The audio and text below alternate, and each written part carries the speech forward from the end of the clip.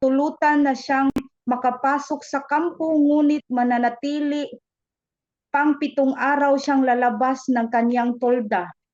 Verse 9, at sa ika-7 araw, ahitin niya muli ang lahat ng buhok niya sa ulo at kanyang balbas at kilay at lahat ng balahibo sa katawan.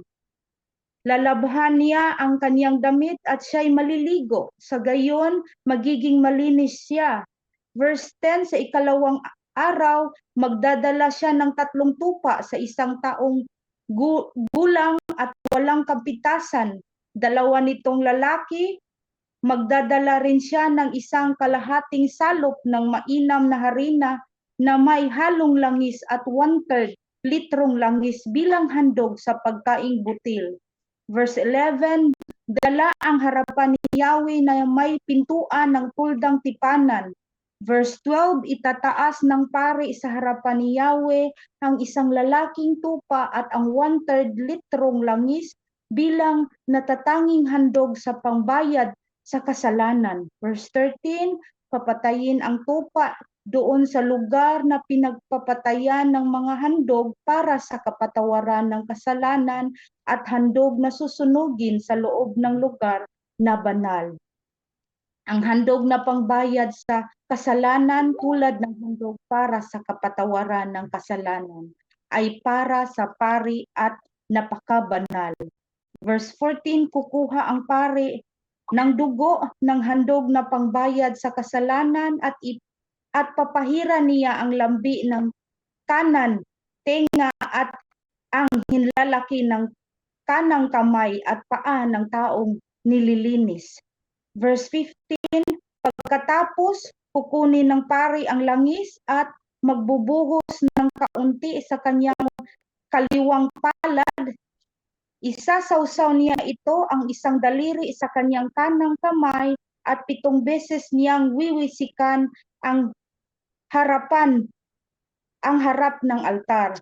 Verse 17, kukuha pa siya ng kaunting langis sa kanyang palad at kaunting dugo mula sa handog na pangbayad sa kasalanan at ipapahid niya ito sa labi ng tenga at hinlalaki ng kamay at ang paa ng taong nililinis. Verse 18, ang natirang langis sa kanyang palad ay ipapahid niya sa ulo ng taong nililinis bilang handog kay Yahweh para sa kapatawaran ng kasalanan. Verse 19, iaalay ng pari ang handog para sa kapatawaran ng kasalanan at sa pamagitan nito'y tutubusin ang taong nililinis. Pagkatapos, papatayin niya ang handog na susunugin at ihahandog niya ito sa altar kasama ng handog ng pagkaing butil, sa gayon matutubos ang taong iyon at magiging malinis. Verse 21, if he is poor and cannot afford so much, then he should take 1 male lamb for a guilt offering to be wet, to make atonement for him, and a tenth of the ephah of fine flour mixed with oil for a grain offering, and a log of oil, also 2 turtle doves and 2 pigeons, whichever he can afford. The one should be a sin offering, and the other a burnt offering.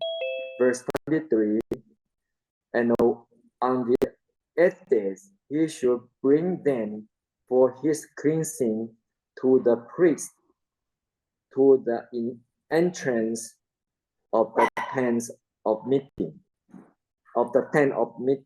before the Lord. Verse 24, and the priest should take the lamb of the guilt offering and the log of oil, and the priest shall wet them for a wet offering before the Lord. Verse 25, and he should kill the lamb of the guilt offering and And the priest should take some of the blood of the guilt offering and put it on the lobe of the right ear of him who is to be cleansed, and on the thumb of his right hand, and on the big toe of his right foot. Verse 26. And the priest should pour some of the oil into the palm of his own left hand. 27.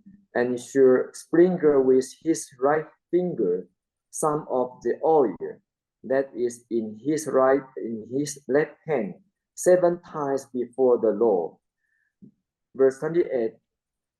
And the priest should put some of the oil that is in his hand on the lobe of the right ear of him who is to be cleansed, and on the thumb of his right hand, and on the big toe of his right foot, in the place where the blood of the guilt offering was put.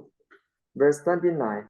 And the rest of the oil that is in the priest's hand he shall put on the head of him who is to be cleansed, to make atonement for him before the Lord. 30. And he should offer of the turtle doves and the pigeon or pigeons, whichever he can afford. 31. One for the sin offering, and the other for a burnt offering, along with a grain offering. And the priest should make atonement before the Lord for him who is being cleansed. 32. This is the law of him in whom is a case of leprous disease, who cannot afford the offering of his cleansing. Thank you, Lord. Verse 33, sinabi ni Yahweh kina Moises at Aaron, pagdating ninyo sa Kanaan sa lupaing ibibigay ko sa inyo at magkaroon ng amag na kumakalat ang bahay na tinitirhan ninyo, kailangan ipagbigay alam agad ito sa pari.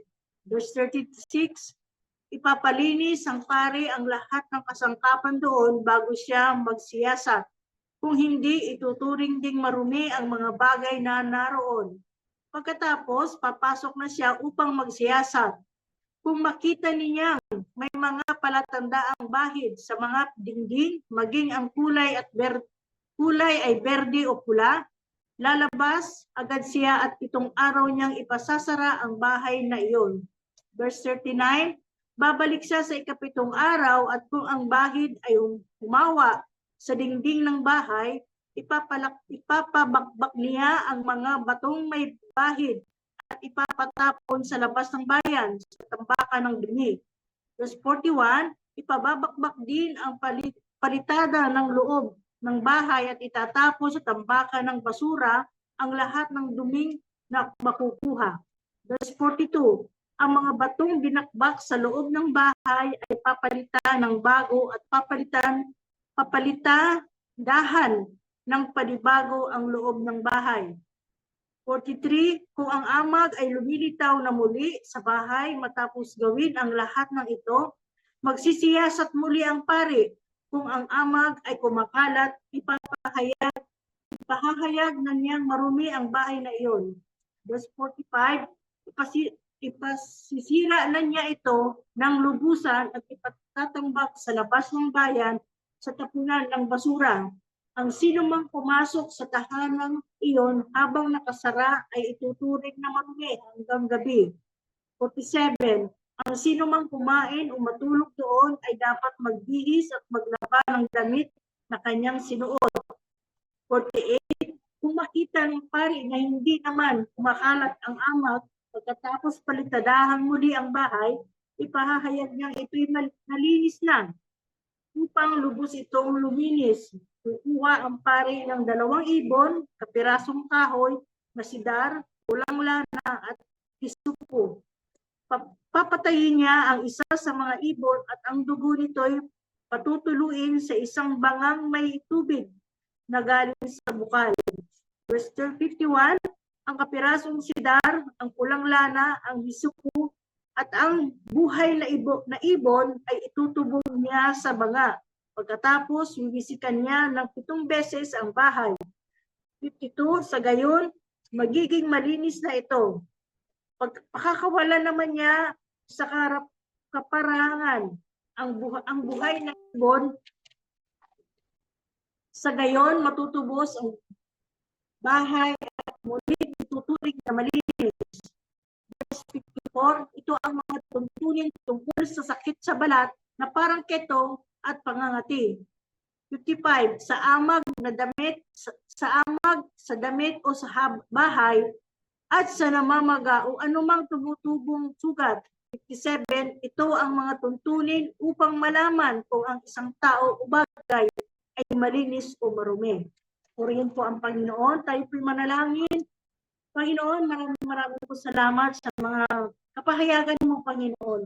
Ikaw po, O Diyos, ang siyang patuloy na naglilinis, Panginoon, hindi lamang sa espiritual, kundi maging sa anumang bagay sa aming buhay, sa nakapaligid sa amin. Ikaw ang patuloy na nagbibigay ng tuntunin pang makita namin kung gaano ka kalinis, kung paano kami maging malinis sa iyong harapan, Panginoon. Lord, maraming po salamat, maging sa nagbasa at maging sa pananakinig, Panginoon, ng iyong mga salita sa oras na ito, Lord God. Pagpalain mo po ang bawat isa, Lord God. Maraming po salamat sa pangalan ng aming Panginoong Jesus. Amen. Purihin po ang Panginoon. Hallelujah. Hindi po, palakpakan natin ang Panginoon. Hallelujah. Purihin po ang Diyos. Hallelujah. Salamat po, Panginoon. At sa oras di po ito, tayo po ay darako na sa ating scripture reading na Sister Mildred Salvador. Amen. Magandang hapon pong muli sa ating mga kapatid, brothers and sisters. Ang ating scripture ngayong hapon ay makikita sa Awit 62 verse 1 to 2. Sinasabi dito, tanging sa Diyos lamang ako ay aasa. Ang kaligtasay nagbubuhat sa Kanya. Tanging siya lamang ang tagapagligtas, tagapagtanggol ko at aking kalasag, akin ang tagumpay sa lahat ng oras. Amen? Napakaganda ng salita ng Diyos. Tayo po ay manalangin. Yes, Lord, Panginoon, maraming salamat po sa mga salita mo na laging nagbibigay sa amin ng inspirasyon at gabay sa araw-araw, Lord. Sa pagpapatuloy ng aming gawain ngayong hapon, puspusin mo po kami ng iyong banal na espiritu at busugin mo po kami ng iyong banal na salita. Lord, be with us and anoint our pastors na siyang magbibigay ng iyong pong mensahe sa amin. Maraming salamat sa iyo at kami po ay magpupuri sa iyo ng may kagalakan sa aming mga puso. Maluwalhati ka, Panginoon. We entrust to you our worship celebration this afternoon. In Jesus' name we pray. Amen. Hallelujah.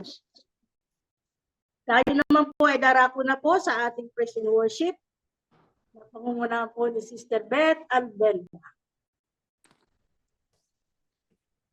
Magandang hapon po sa ating lahat.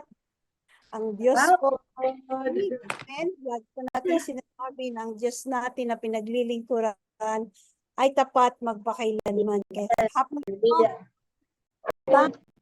It is a privilege for us to sing praises and to worship the name of Jesus. Hallelujah. Sama-sama po tayo kumawit at magpuri sa Panginoon.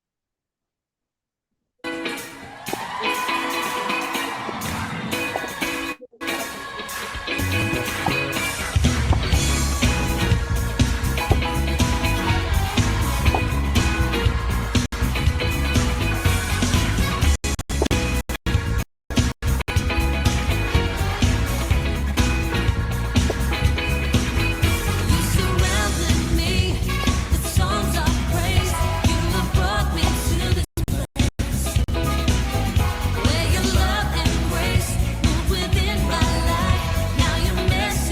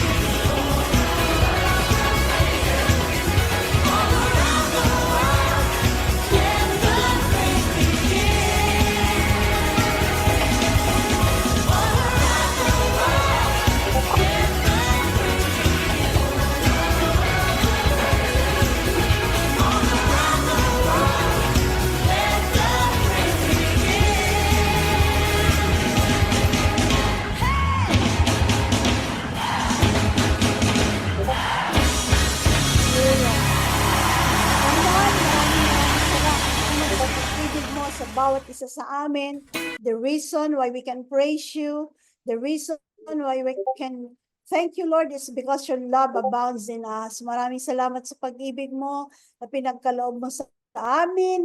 Tunay na dahil sa pag-ibig mo kami ay nagkaroon ng kaligtasan, kami ay nagkaroon ng pag-asa, kami, Panginoon, ay nagkaroon ng panibagong buhay na patuloy na magagamit mo para sa iyong kapurihan. Indeed, your love is so amazing, and we worship you and we honor you. Hallelujah. Lord, thank you for this amazing love of God.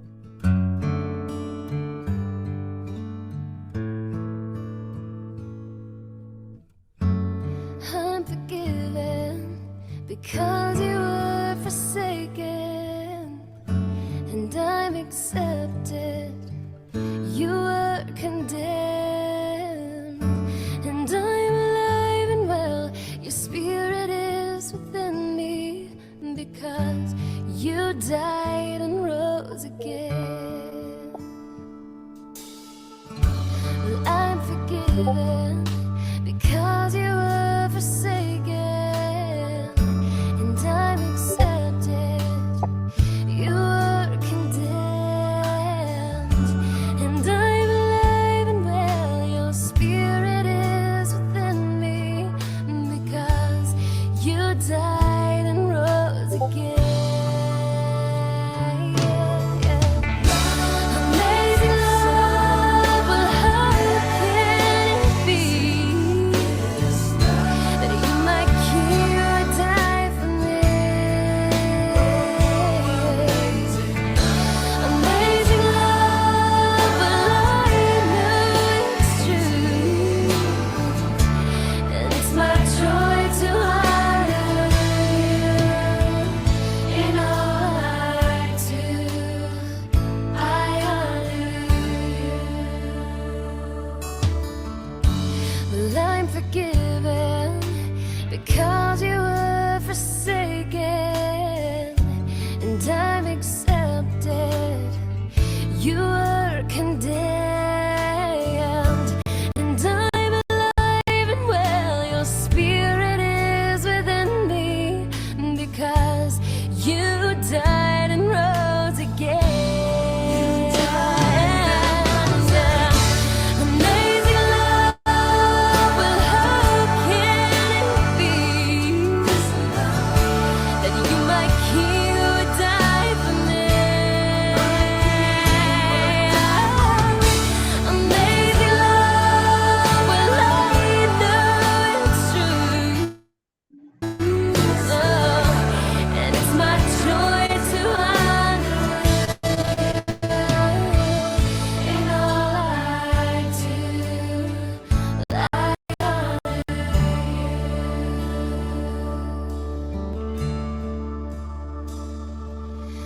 We sing, you are my King. Oh, you are my King. Jesus, you are my King. You are. Jesus, you are my King. Amazing love, well, how can it be that you might kill or die for me? Yeah. Amazing love,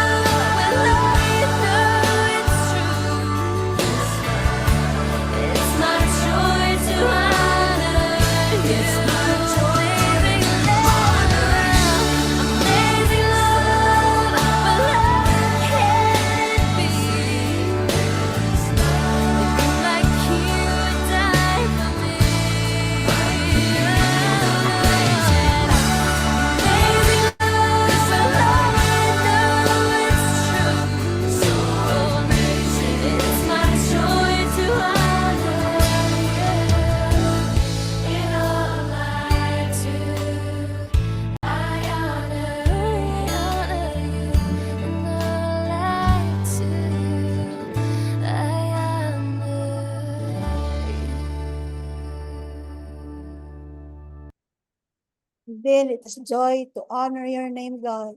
We thank you for your amazing love that you have bestowed on us. We worship you and we honor you this afternoon, for you are so great, Lord. You are so worthy to receive our thanksgiving.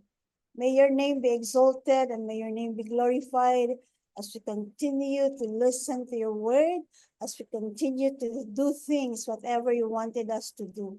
Lord, in all the things that we do, we honor you, God, in Jesus' name. Amen and amen. Oh, praise to the Lord. God is good. Hallelujah. Mabuti po ang Diyos. Amen. Amen. Hallelujah. Amen. Hallelujah. Thank you, Lord. Hallelujah. Maraming salamat, Sister Beth. Ngayon naman po, tayo po ay darako na po sa ating pakikinig ng salita ng Panginoon. Sorry po, komunyon pala muna. Hallelujah. Komunyon po muna pala tayo. Ihanda na po natin ang ating mga inumin at ang ating tinapay. Nagsisimbolo ng kanyang dugo at katawan. Tinapay. Sige po, ihanda po natin ang ating elemento. Ang tinapay at saka ang kopa. At tayo po ay mananalangin, no? Kung nandiyan na po, kung hawak na ng bawat isa po sa atin, tayo po ay mananalangin muna sa ating Panginoon. Hallelujah. Panginoon, kami po ay patuloy na nagpapasalamat, nagpupuri sa iyong kabutihan. Maraming pong salamat, Panginoon, sapagkat ikaw po ang Diyos na napakabuti. Kaya sa oras po nito, kami po ay sama-samang dumudulog at nagpapakumbaba sa iyo pong harapan, Panginoon. At inaamin na kami man po ay nagkulang, nagkakamali sa iyo pong harapan, Panginoon. Kaya humingi po kami ng kapatawaran, Panginoon.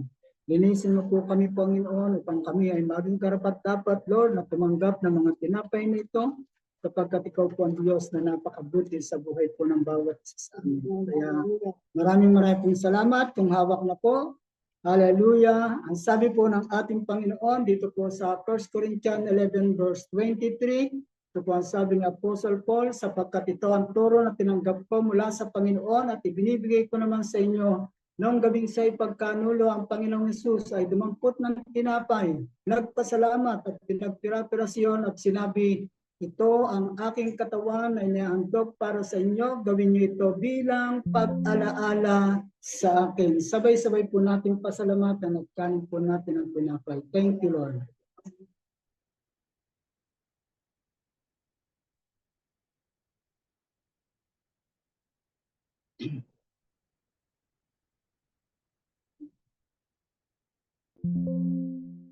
Pangawak na po natin ang kopa. Matapos magapunan, dumampot din siya ng kopa at sinabi, ang kopang ito ang bagong tipan at pinagtibay ng aking dugo. Tuwing iinimin ito, gawin niyo ito bilang pag-alaala sa akin. Sapagkat tuwing kakain kayo ng tinapay na ito at iinom ng kopang ito, ipinapahayag ninyo ang kamatayan ng Panginoon hanggang sa kanyang muling pagparito. Sabay-sabay po natin pasalamatan at inumin ang kopa. Thank you, Lord.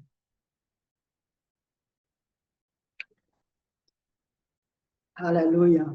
Panginoon, maraming pong salamat sa oras na ito. Kami po ay patuloy na nagpapasalamat sa pagtitipong ito, Panginoon, sapagkat ikaw ang nahayag, ikaw po ang naluwalhati. Maraming pong salamat. Pagpalain po ang bawat isa sa pangalan po ng aming Panginoong Hesus.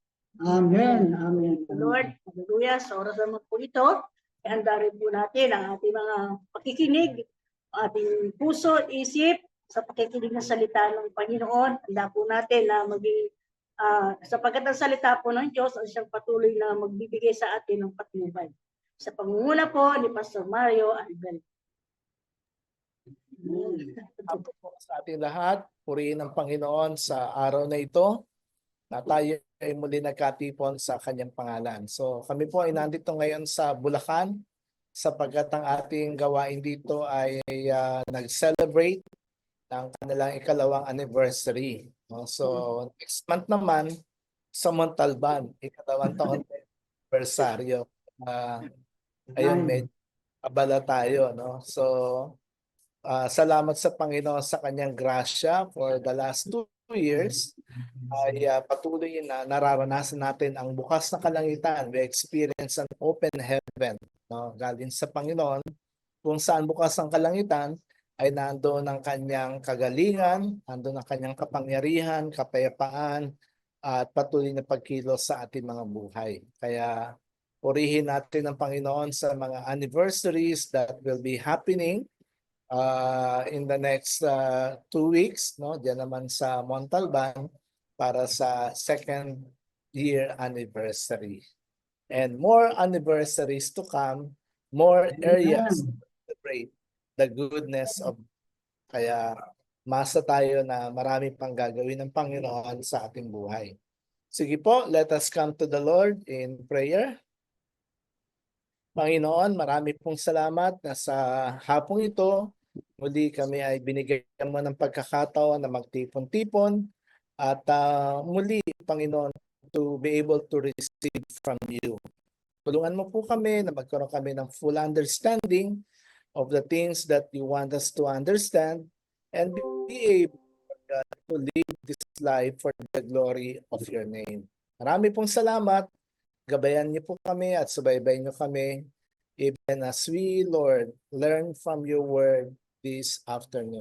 We praise you and thank you, Lord, for your goodness sapagkat alam namin, Panginoon, na patuloy kang gumagawa sa buhay ng bawat isa sa amin. Thank you and praise you, Lord, in Jesus' name. Amen. So mga kapatid, napakabilis ng panahon, ano? Ngayon, last Sunday na tayo ng February. Next Sunday ay March na, unang linggo ng Marso at tayo ay magkakaroon ng panibagong serye ng ating pag-aaral from the Word of God. Ngayon po, magbe-break din tayo doon sa ating naging series tungkol sa pag-ibig, no? O ugnayan o relasyon. At minarapat po natin na yung pong hamon na binigay natin sa ating mga kapatiran dito sa Bulacan is the same challenge that we would like to present to us this afternoon bilang mga kapatid natin dito naman sa House of Refuge. Kung sa dyan sa Cebu, sa Isabela, sa Taiwan, or sa Montalban. No? So ang ilan sa mga kapatid natin ay hindi natin kasama ngayon due to some important family reasons. Ano? Sila Sister Lilia ay nandoon sa patay ng kanyang uncle at parang ngayon yata ang libing. No? So, but we also praise God. No, last night we had Sister Lydia sa ating Bible study at purihin ng Panginoon kasi siya ay fully recovered at pinagalingan ng Panginoon. Bagamat meron mga further testing na gagawin sa kanya, pero naniniwala tayo sa kompletong kagalingan ng Panginoon sa kanya. Amen? Amen. Parang ito ng background ko, no? Nakikita niyo ba yung nasa likuran ko? Ayan, hindi yan hindi yan virtual screen, totoo yan. So dito yan sa ating payak na simbahan dito sa San Jose del Monte, Bulacan. So ang akin po naging pagbabahagi kanina is about running the race.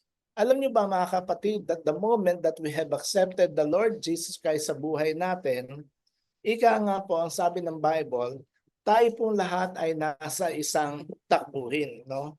We were actually drafted sa isang takbuhin na hindi tayo nagpresenta, hindi tayo nag-volunteer, pero bahagi ng ating relasyon sa Panginoon is that when we accepted Him sa ating buhay bilang Panginoon at tagapagligtas, we were drafted, no? Tayo po ay isinalang o inilagay sa isang takbuhin ng buhay na ito. Alam naman natin na ang bawat runner o ang bawat atleta, meron silang mga specific goals sa kanilang mga buhay that they want to achieve while they are competing. And that is also the same with us. Dapat natin maintindihan na irregardless of our age, irregardless of our gender, tayo pong lahat ay tumatakbo. Amen po ba? No, hindi tayo tumatakbo as in umiiwas, kundi we are running the race of faith.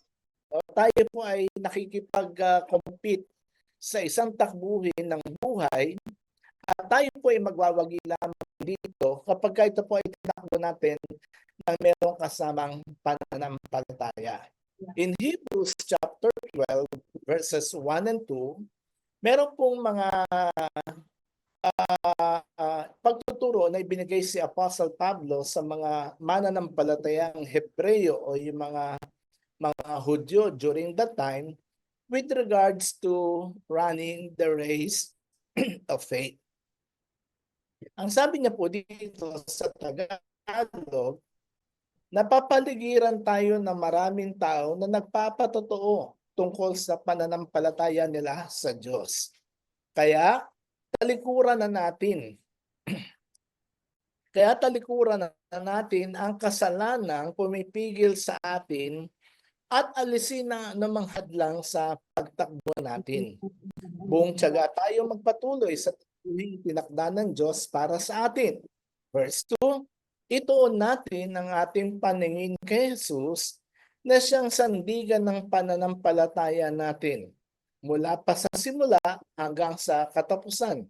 Tiniis niya ang paghihirap sa krus at hindi niya ito ikinahiya dahil iniisip niya ang kaligayahang naghihintay sa kanya. At ngayon nga ay nakaupo na siya sa kanan ng trono ng Diyos. So dito po mga kapatid ay makikita po natin ang ilan po sa mga hamon that the Apostle Paul was giving to the Hebrew believers during the time. And what we're saying, brothers and sisters, that ito po mga salita ng Diyos na ito sa atin, bagamat ito po ay hindi direktang ibinigay sa atin, but somehow, ang mga salita po ito ay merong spiritual significance or relevance in our days now. No, bagamat ito po ang unang mga recipient ay mga Hudyo. Of course, hindi naman Hudyo si Fe, hindi Hudyo si Ate Marlene, hindi Hudyo si Mildred, but somehow, because of our relationship with Jesus, no, meron po itong relevance, meron po itong significance sa buhay natin ngayon.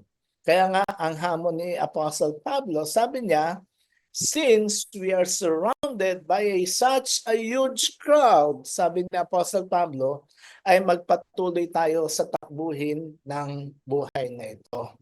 Tandaan po natin mga kapatid, sa iba't ibang panig ng Pilipinas, ang ating pong buhay bilang mananampalataya ay inilarawan ng Biblia sa isang takbuhin. Imaginein po ninyo ang sarili ninyo as if you are on a racetrack. No? Nandun ka sa isang malaking stadium. At sabi rito, maraming mga tao, bukod sa mga players, bukod sa mga atleta, maraming mga tao na nanonood doon sa loob ng stadium na yon. Kaya nga mga kapatid, we have to imagine ourselves, no, competing in a race. Sapagkat sabi po rito, ang buhay natin ay parang isang takbuhin. And the Bible is encouraging us na tayo po ay tumakbo ng merong pagtitiyaga at pagtitiis. Na habang tayo po ay tumatakbo, we have to focus our eyes on Jesus. Mahalaga po na malaman natin na ang takbuhin ay hindi pabilisan, kundi ito ay pangmatagalan. Merong kasamang pagtitiis, merong kasamang pagpapasensya. You have to be faithful in your run. At ang mahalaga po, hindi yung mauna ka, kundi yung matapos mo ang takbuhin inilatag sa buhay mo. Sino ho ang gustong matapos na ang buhay niya sa takbuhin? I'm sure wala siguro na sasabi sa inyo, Pastor, gusto ko nang mamatay para tapos na yung takbuhin ko. Wala yata magbo-volunteer na gano'n, di ba? Kasi somehow, lahat tayo, we want to compete on that race of life. Tandaan, kapatid, na ang mahalaga, hindi yung mauna ka, kundi nagtiyaga ka ba, naging matapat ka ba, at natapos mo ba ng tama ang takbuhin na ito. Kaya mga kapatid, how should we, no? Ang tanong po natin ngayong hapon, paano ba natin tatakbuhin ang takbuhin ng buhay na ito na inilatag ng Diyos sa atin? What are the things that we have to remember? What are the things that we have to understand? So that each one of us, ang bawat isa po sa atin, will be able to run the race that was set before us. Himay-himayin natin ang Hebrews 12:1 and 2. Ang sabi po dito sa una, para maging epektibo ang ating pagtakbo sa takbuhin ng buhay, number 1, we have to remember the great cloud of witnesses. Tandaan daw po natin mga kapatid na sa ating pagtakbo ay merong napakaraming mga taong nanonood sa. Ito po ang sabi sa verse 1.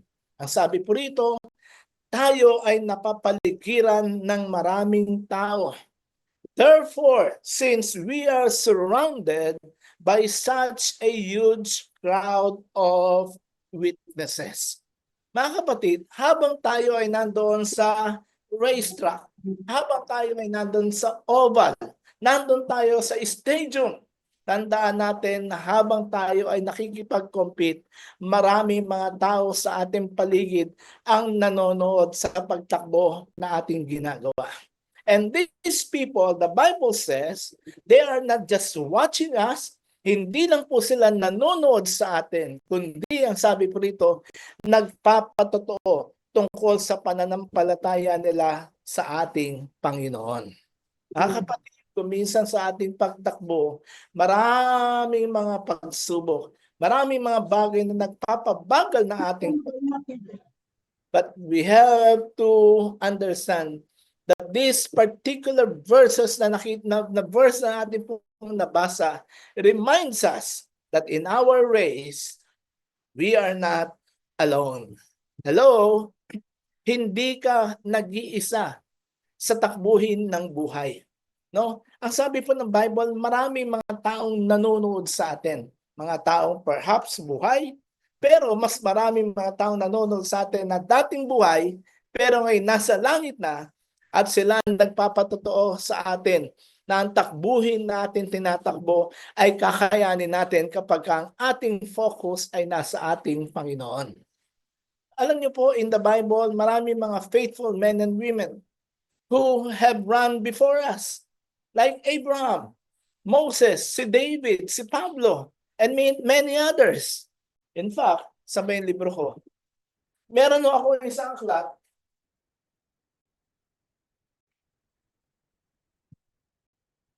Ito po ay isang aklat ng mga kwento ng iba't ibang mga Kristiyano sa iba't ibang panig ng mundo na inuusig because of their faith. And these people, some of them are still alive, but some of them have already died. Bakit sila namatay? Namatay sila because of their faith in Jesus. And tandaan po natin na habang tayo po mga buhay ay patuloy na tumatakbo sa takbuhin ng buhay nito, meron ng mga taong nanonood sa atin na sabi, napakarami mga taong nagpapatotoo ng kanilang pananampalataya sa Diyos. As if telling us, kung kami nga hindi sumuko, kayo ba susuko sa inyong pananampalataya kay Lord? No way! Because ang buhay nila ng mga naging bayani ito ng pananampalataya serves as an encouragement for us na kahit na merong mga kahirapan, merong mga pagsubok, mga kapatid, pwede natin matapos ang takbuhin. Amen po ba? No? Kailangan lang na tuloy-tuloy ang pagtakbo. There is stories. Yun 365 stories ng mga martyrs na ito, mga Christian martyrs, ay nagbibigay sa atin ng inspirasyon para tayo pong mga hindi inuusig, manatiling tapat at magtiwala sa pangako ng Diyos sa ating mga buhay. So the Apostle Paul is telling us, there is such a huge crowd of witnesses. Nag-cheer sa atin, sinasabi sa atin, laban, tuloy, walang titigil, magtiyaga, magtiis. Matatapos din natin ang takbuhin na ito. Pangalawa po, na sinabi ni Apostle Pablo is that aside from remembering that there is such a huge cloud of witnesses. Pangalawa, para daw po tayo maging epektibo sa ating pagtakbo, sa ating takbuhin ng buhay is that we have to lay aside every hindrances, every sin na meron sa ating mga buhay. Tingnan natin uli ang verse 1. Ang sabi sa letter B, dahil maraming mga nanonood sa atin, maraming mga nagpapatotoo sa atin, ang sabi ni Pablo, kaya nga, talikuran na natin ang kasalanang pumipigil sa atin at alisin ang anumang hadlang sa pagtakbo natin. Alam niyo po, doon po sa salita ni Apostle Pablo, as if alam ni Apostle Paul na mayroong mga sablay ang buhay ng mga Hebreyong mananampalataya. Of course, ngayon din sa panahon natin, alam din ng Panginoon na mayroong mga sablay. Bagamat tayo umaten sa House of Refuge, no? Thursday, Saturday, Sunday, alam ni Lord na may mga sablay din sa buhay natin. But here we see the Bible telling us, kaya nga, okay, talikuran na natin.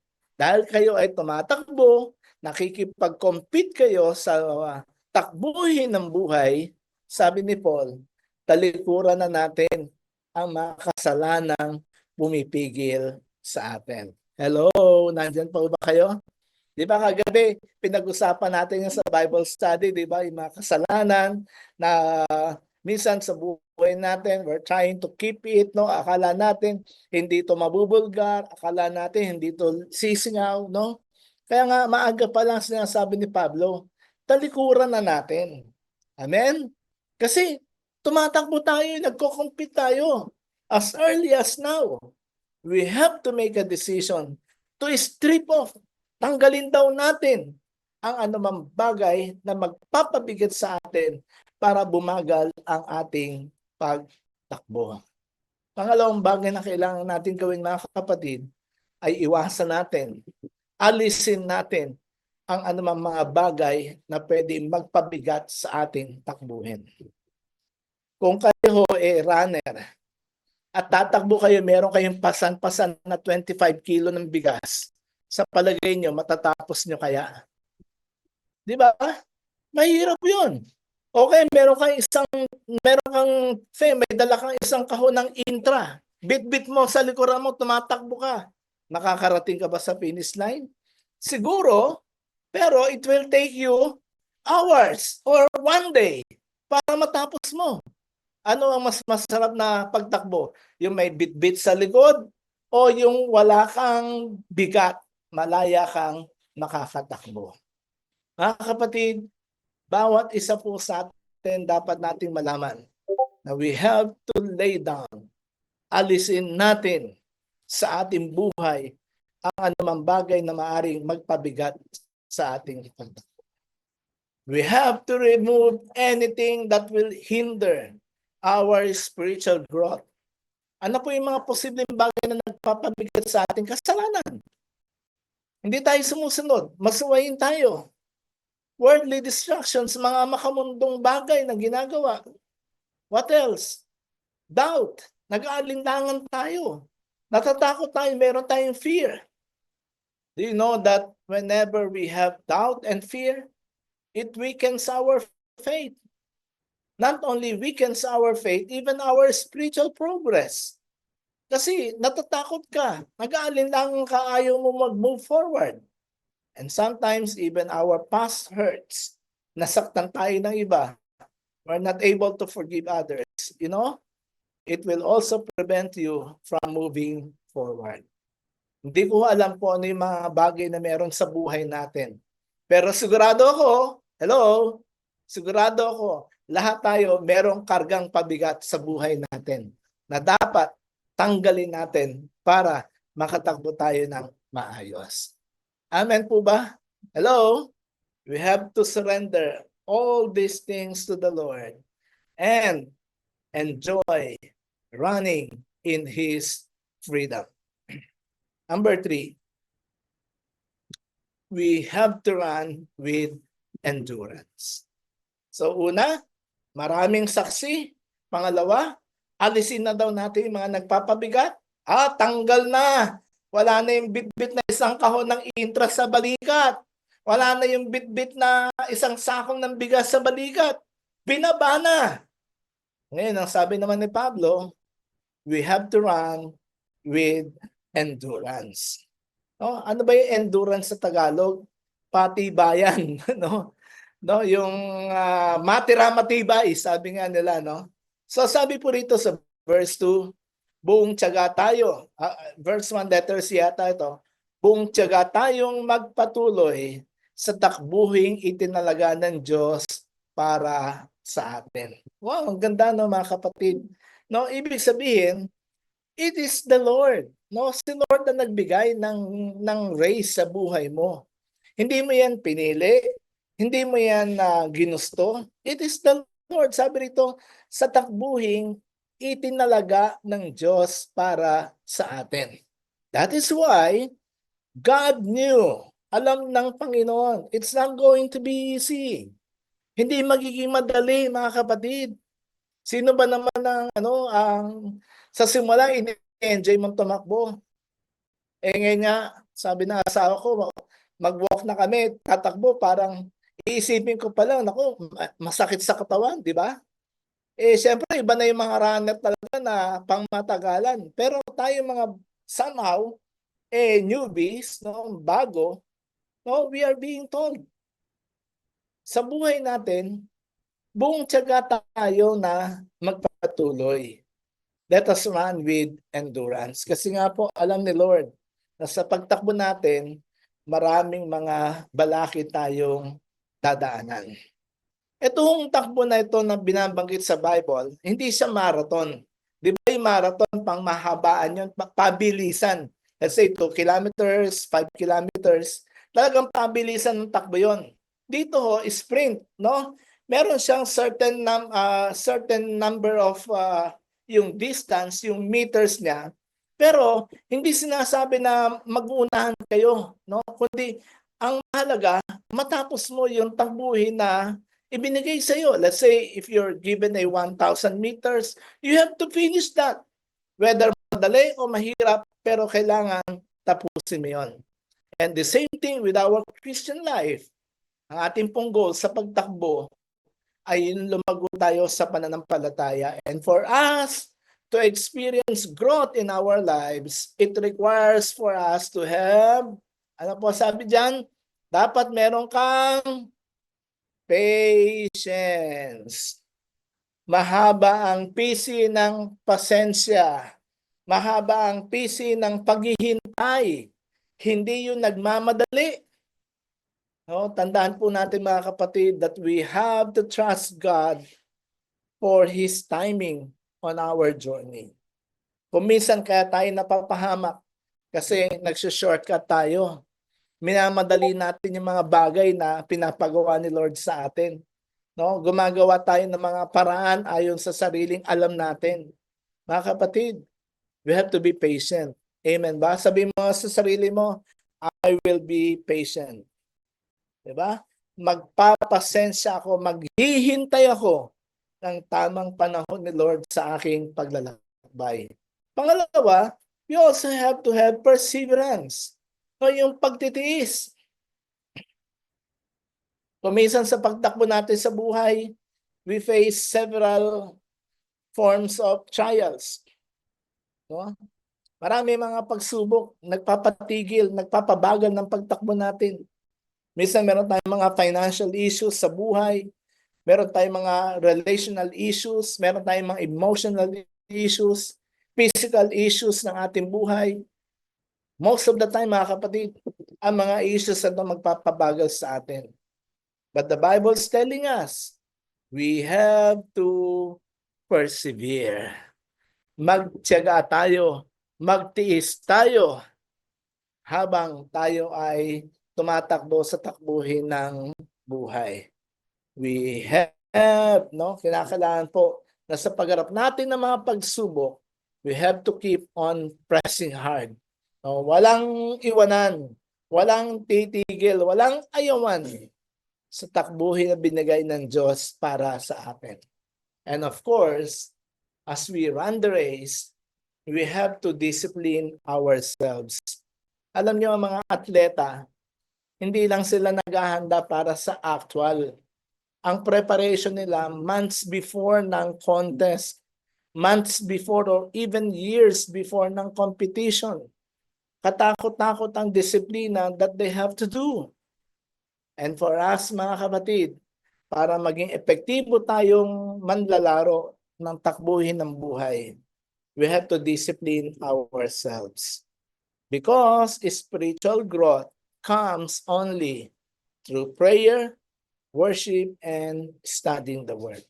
Kahit attend ka ng House of Refuge, pero you don't pray, you don't worship, you don't study the Word, hindi ka mag-grow, hindi ka lalago.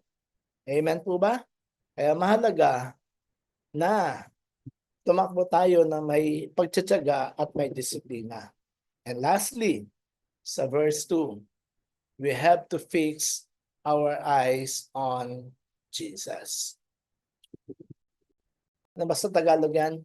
Ituon mo lang yung paningin mo kay Jesus. Ano po sabi sa verse 2? Ituon natin ang ating paningin kay Jesus na siyang sandigan ng pananampalataya natin mula sa simula hanggang sa katapusan. Sa English, sabi rito, we do this by keeping our eyes on Jesus, ano sabi dyan? Hindi ko makita. The champion who initiates and perfects our faith. Mga kapatid, ang pang-apat na bagay na pwede natin gawin so that we could experience finishing our race, becoming effective in running our race. Sabi ko rito, ito natin ang ating paningin kay Jesus. Let's fix our eyes on Jesus, the ultimate model and perfecter of our faith. Bakit kay Jesus? Bakit hindi kay Pastor Wilfred? Bakit hindi kay Pastor Mario, kay Sister Lilia, Sister Grace? Mga kapatid, kami ho, yes, pwede, pero we are not the ultimate model or we are not the ultimate model of a perfect faith. Kasi marami kaming sablay din sa buhay. We are still a human being. Hindi po ako si Super Mario. Pwede ako magkaroon ng mga sablay sa buhay. As well as si Pastor Wilfred and the others.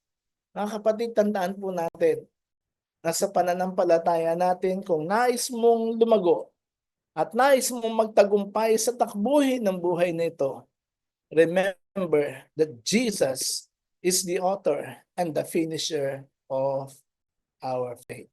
He is our ultimate example.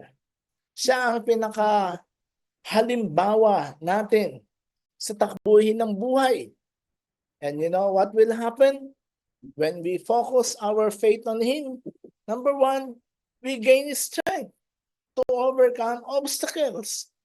No, nagkakaroon tayo ng lakas, nai-inspire tayo, no, na mapagtagumpayan ang anumang mga obstacles ng ating buhay. Maybe if I'm going to ask you this afternoon, ano yung mga obstacles ng buhay ninyo, marami tayong mga nararanasan.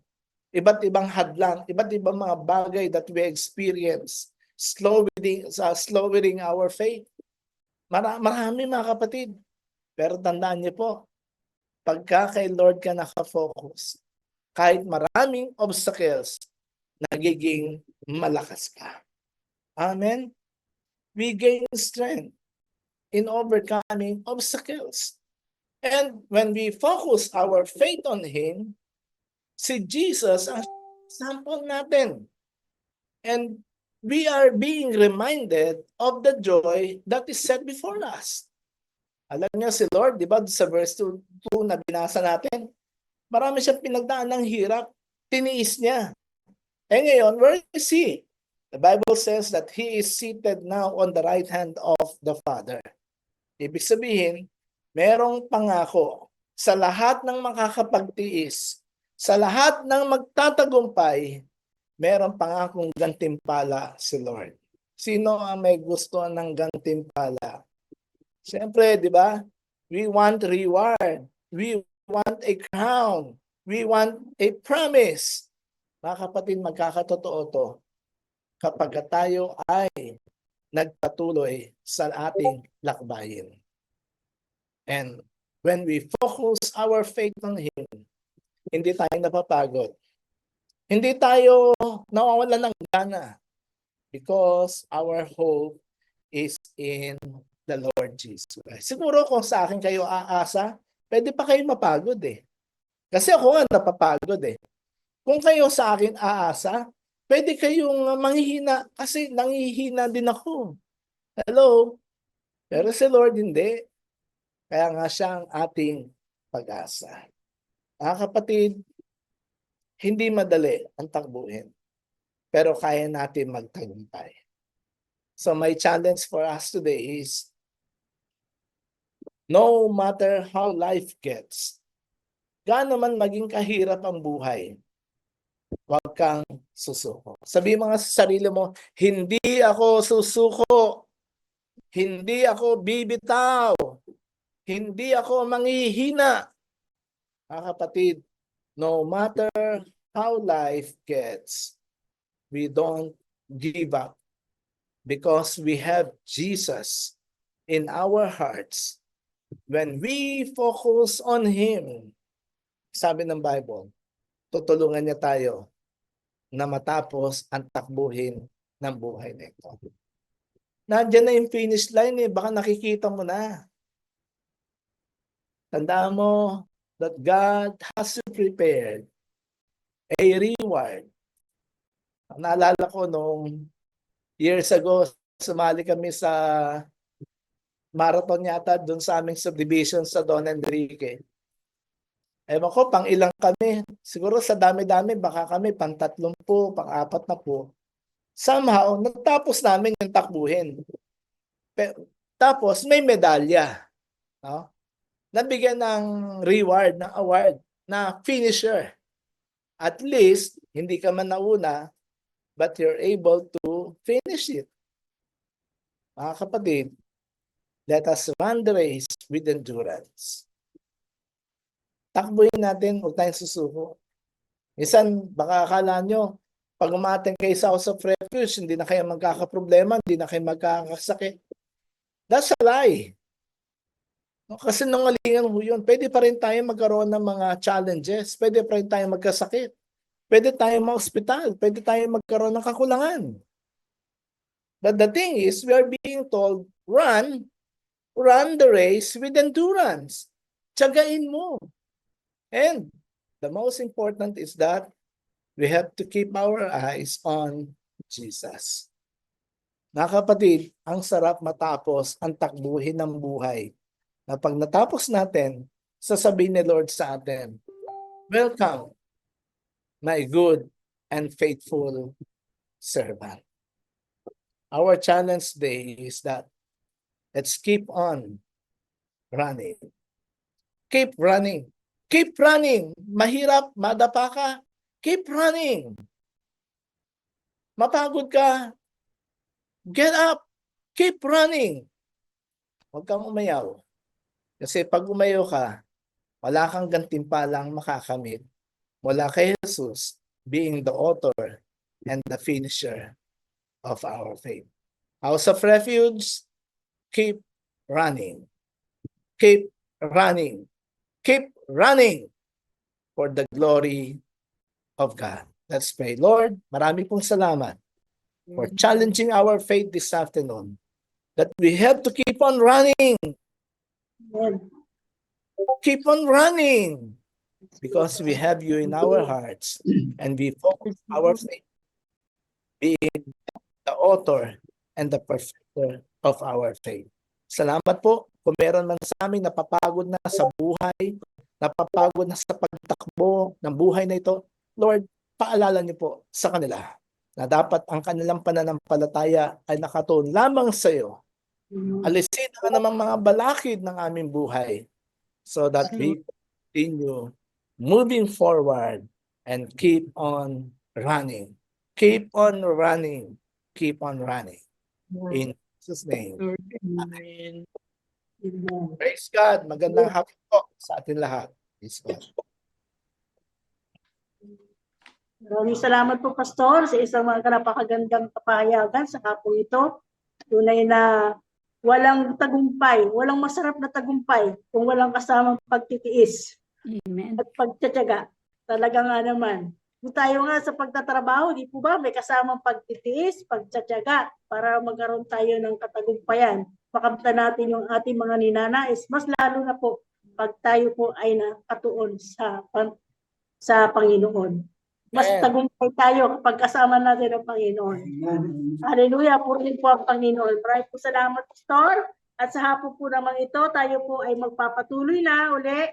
Tayo po ay darako na po sa ating prayer for the UPGs. Sa pangunguna po ni Sister Grace. Amen. Wala po si Sister Grace. At ako na po ang sasalo ng kanyang prayer for the persecuted church. Ang atin pong persecuted church ngayon ay ang bansang Eritrea. Ito po, ang bansa po ito ay nakakaranas din po ng mga pag-uusig at saka meron po yung mga underground churches na nagtatago po sila at may mga Christians po na nakukulong dahil sa kanilang pananampalataya. Wala pong kalayaan ang religion doon. At tayo po ay manalangin, mga kapatid. Panginoon, amang makapangyarihan sa lahat, patuloy po kaming lumalapit sa iyo na may pagpapakumbaba, Lord. Dinudulong po namin sa iyo, Panginoon, ang bansang Eritrea na kung saan may mga underground churches po, Panginoon. Dinadalangin po namin ang iyong proteksyon at karunungan sa mga leaders at mga member nito, Panginoon, upang patuloy silang sumamba, lumago ang kanilang pananampalataya sa iyo. Panginoon, bigyan mo po sila ng katatagan at kalakasan sa kabila ng kanilang mga pagsubok, mga pag-uusig na kanilang nararanasan. At Lord, hipuin mo po ang puso ng mga namumuno sa bansang Eritrea upang kilalanin ang kalayaan ng relihiyon at itigil na po ang mga pagmamalupit ng mga kapatid naming mananampalataya sa iyo. Lord God, dalangin din po namin, Panginoon, ang mga Kristiyanong nakulong dahil sa kanilang pananampalataya. Bigyan mo po sila ng lakas at ng tibay ng loob, Lord. Hiniling po namin sa iyo ang kanilang agarang paglaya upang makapiling ang kanilang pamilya at makabalik na po sila sa kanilang komunidad, Lord. Maraming salamat sa iyo, Panginoon, dahil ikaw ang aming Diyos sa tagapagligtas at nagbibigay sa amin ng pag-asa at nagbibigay sa amin ng katugunan sa lahat ng aming mga panalangin. We praise you, Lord, and we honor you. We give you thanks. In Jesus' mighty name we pray. Amen. Amen. Salamat, Sister Mildred. Tayo po naman ay darako na po sa ating offering. So tayo sin-offering si Brother Yu Chang po. Good afternoon, brothers and sisters. We are blessed because Jesus find us. Not we find Jesus. He find us. Remember how we can find him because he find us first. How we can do anything for him because he do everything for us. He died for us. He finished everything for us. We just only focus on him. Everything is finished, and then we follow him, and then we can run with him. We can arrive the purpose, the place, the eternal life he give us. So let's read the scripture. Luke chapter 6, verse 38. Give, and it will be given to you. A good measure, pressed down, shaken together, and running over, will be put into your bosom. For with the same measure that you use, it will be measured back to you. When we give on our volition, it bless us. Giving, remember, giving is by grace. Grace is the unmerited favor God give us. Just only Jesus give us this grace, because Jesus is a grace. So tithes and offering is a very good way to thank God, to thank our Lord Jesus, because He offered His life for us, so that we can become righteousness of God in Christ Jesus. Let's pray. Our Father in heaven, we pray for the opportunity to be generous and to be a channel of God's blessing. Thank you, Father, for your blessing in our life and our family. We pray that you would make us more generous and that we would always give with a cheerful heart. We ask, Abba Father, make us a channel of your blessing. Wherever we go, in Jesus' name we pray. Amen. Amen. Salamat po, Brother Yuchang. Tayo naman po ay darako na po sa ating prayer for the nation and closing prayer. Hallelujah. Ay, sorry po. Yung po sa Taiwan, you can give you tithe and offering on site, or you may have it pick up to all deposit. Please contact Kuya Yuchang. Dito naman po sa Pilipinas, send po sa akin po, Sister Marilyn Almahar sa 096161-21030. God bless the cheerful and faithful giver. Maraming po salamat. Tayo naman po ay darako na po sa ating prayer for the nation in closing prayer. Dahil po wala po si Kuya Vic, ako na lamang po. Sige po, tayo po ay manalangin. Hallelujah, Panginoon. Patuloy po namin dinudulog sa inyo ang bansa, Panginoon, lalo na po ang bansang Pilipinas, Panginoon. Nakikita po niyo ang aming sitwasyon, lalo na po ngayon sa nalalapit na eleksyon, na gano'n na lamang po ang mga maririnig mong kasamaan ng kung sino-sinong tao, Lord God, nagpapasaring akala nila'y mabubuti sila, Panginoon. Lord, nakikita mo ang kanilang puso, Panginoon.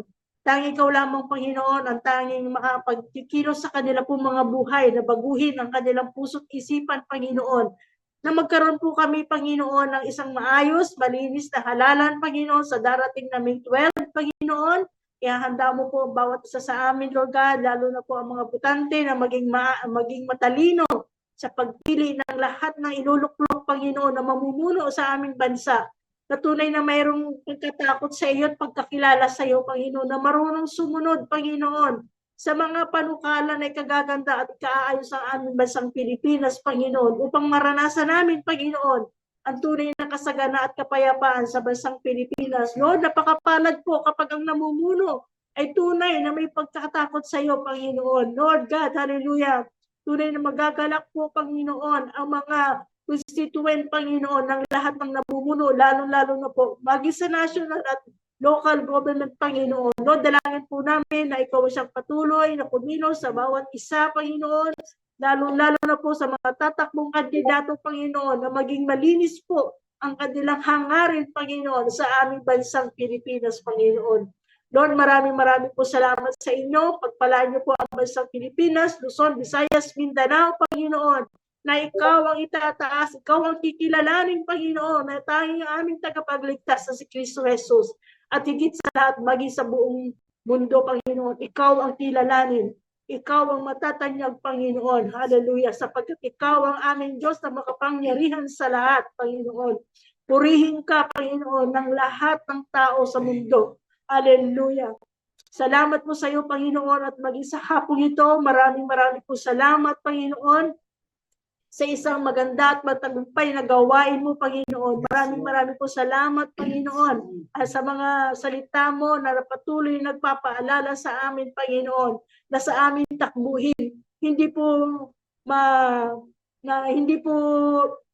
mahirap man, Panginoon, ngunit Alam namin na kasama ka namin, Panginoon, na mayroong pagtitiis, ngunit kung ikaw magtatyaga, mayroon kaming matatanggap na gantimpala, Panginoon. Lord, salamat po sa iyo, dakilang Diyos.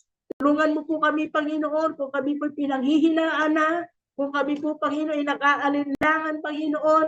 Lord, ikaw ang aming kalakasan at ikaw ang nagbibigay ng pag-asa sa bawat isa, Panginoon. Muli mong itatayo kami, Panginoon, kung ang bawat isa sa amin ay nagkakaroon na po ng kahinaan, Panginoon, nanghihina na sa mga tiisin, sa mga problemang dumarating sa buhay ng bawat isa sa amin. Lord, marami po salamat, Panginoon, sapagkat ikaw ang aming kasama, ikaw ang aming laging kaagapay, Panginoon. Hindi mo kami iniiwan at hindi mo kami pinababayaan, Panginoon. Lord, marami po salamat sa iyo, dakilang Diyos na buhay.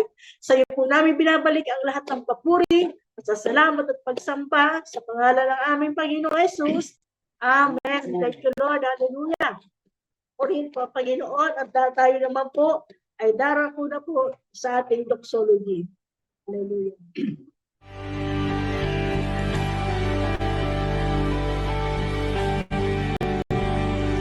Praise God from whom all blessings flow. Praise Him, all creatures here below. Praise Him above, ye heavenly hosts. Praise Father, Son, and Holy Ghost.